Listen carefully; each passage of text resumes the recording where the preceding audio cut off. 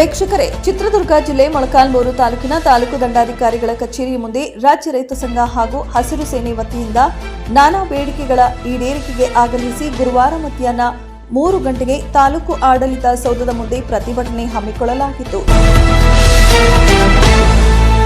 ಈ ಸಂದರ್ಭದಲ್ಲಿ ರಾಜ್ಯ ರೈತ ಸಂಘದ ಉಪಾಧ್ಯಕ್ಷರಾದ ಬೇಡರೆಡ್ಡಳ್ಳಿ ಬಸವರೆಡ್ಡಿಯವರು ಮಾತನಾಡಿ, ಪಟ್ಟಣದ ನುಂಕಮಲೆ ದೇಶ್ವರ ಸಭಾಂಗಣದಲ್ಲಿ ನಾನಾ ಸಂಘಟನೆಗಳ ಮುಖಂಡರು ಸೇರಿ ಕೆಲವು ತೀರ್ಮಾನಗಳನ್ನು ಕೈಗೊಂಡಿದ್ದೇವೆ. ಇದರಲ್ಲಿ ಮೊದಲಿಗೆ ರೈತರಿಗೆ ನೆರವಾಗುವ ಬೆಸ್ಕಾಂ, ಕೃಷಿ, ಬೆಳೆ ವಿಮೆ, ಬೆಳೆ ಪರಿಹಾರ, ತೋಟಗಾರಿಕೆ ಇಲಾಖೆ ಸೇರಿದಂತೆ ಇತರ ಸಮಸ್ಯೆಗಳ ಬಗ್ಗೆ ರೈತರ ಜೊತೆ ಚರ್ಚಿಸಿ ಸಮಸ್ಯೆಗಳನ್ನು ಬಗೆಹರಿಸಲು ಜಿಲ್ಲಾ ಪಂಚಾಯತ್ ಸಭಾಂಗಣದಲ್ಲಿ ದಿನಾಂಕ 25/3/2025 ಸಭೆ ಏರ್ಪಡಿಸಲಾಗಿತ್ತು.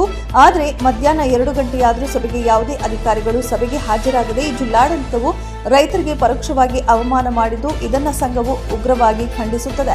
ಜಿಲ್ಲಾಡಳಿತವು ಸಂಘದ ಮುಖಂಡರುಗಳನ್ನು ಸಭೆಗೆ ಕರೆದು ನಿರ್ಲಕ್ಷ್ಯತೆ ಮತ್ತು ಅಸಭ್ಯ ನೀತಿ ಅನುಸರಿಸುತ್ತದೆ.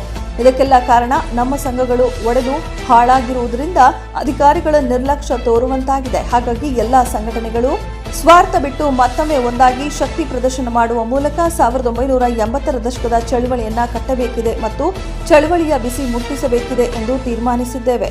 ಇನ್ನು ಈ ಸಂದರ್ಭದಲ್ಲಿ ರೈತ ಸಂಘದ ತಾಲೂಕು ಅಧ್ಯಕ್ಷರಾದ ಎಸ್.ವಿ. ರಾಜಣ್ಣ, ಗೌರವಾಧ್ಯಕ್ಷರಾದ ಗುಂಡ್ಲೂರು ತಿಮ್ಮಣ್ಣ, ಕಾರ್ಯದರ್ಶಿಗಳಾದ ಎಚ್.ವಿ. ವೀರಣ್ಣ, ಹಸಿರು ಸೇನೆ ತಾಲೂಕು ಅಧ್ಯಕ್ಷರಾದ ಮಂಜುನಾಥ್, ಪ್ರಧಾನ ಕಾರ್ಯದರ್ಶಿಗಳಾದ ಪಿಟಿ ಹಟ್ಟಿ ಈರಣ್ಣ, ಓದೋಬಯ್ಯಣ್ಣ, ಹಟ್ಟಿ ಮಹೇಶ್, ದಾನಶೂರ ನಾಯಕ್, ಮೂರ್ಲಹಳ್ಳಿ ರವಿಕುಮಾರ್, ಪಿಟಿ ಲಿಂಗಣ್ಣ, ಎಸ್ಟಿ ಚಂದ್ರಣ್ಣ, ಹೇಮಣ್ಣ, ಬೆಳವಿನ ಮರದಟ್ಟಿ ಪಾಪಯ್ಯ, ಬೊಮ್ಮಲಿಂಗನಹಳ್ಳಿ ನಾಗರಾಜ್ ಸೇರಿದಂತೆ ವಿವಿಧ ರೈತ ಹೋರಾಟಗಾರರು ಉಪಸ್ಥಿತರಿದ್ದರು.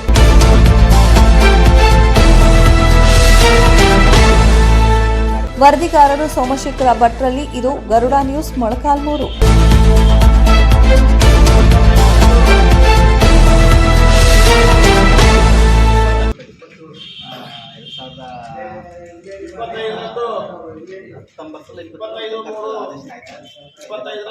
ಚಿತ್ರದುರ್ಗ ಜಿಲ್ಲಾಧಿಕಾರಿಗಳು ಚಿತ್ರದುರ್ಗ ಜಿಲ್ಲೆಯ ಎಲ್ಲಾ ರೈತರ ಅನೇಕ ಸಮಸ್ಯೆಗಳನ್ನ ಚರ್ಚೆ ಮಾಡಬೇಕು ಅಂತ ಹೇಳಿ ಬೆಸ್ಕಾಮು, ತೋಟಗಾರಿಕೆ, ಕೃಷಿ ಇಲಾಖೆ, ಅನೇಕ ಇಲಾಖೆಗಳ ಅಧಿಕಾರಿಗಳನ್ನ ನಿಯೋಜನೆ ಮಾಡಿದ್ದೀವಿ.